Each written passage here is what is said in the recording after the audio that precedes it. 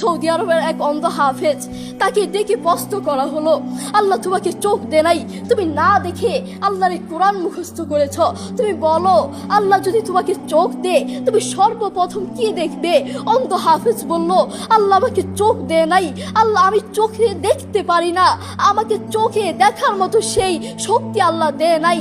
আমাকে যদি আল্লাহ চোখ ফিরিয়ে দে, আমি আল্লাহর কসম করে বলতে পারবো আমি আমার মাকে দেখবো না, আমার কলিজার টুকরো সন্তান আছে আমি সন্তানকে দেখবো না, আমার ভাই আছে, আমার বন্ধু আছে, আমার প্রিয় মানুষ আছে, আমি তাদেরকে দেখবো না।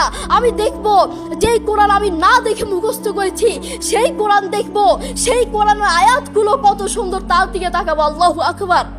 আমরা আমাদের কথা বলছি, আমাদের চোখ থাকতে আমাদের কোরআন পড়ার সময় হয় না।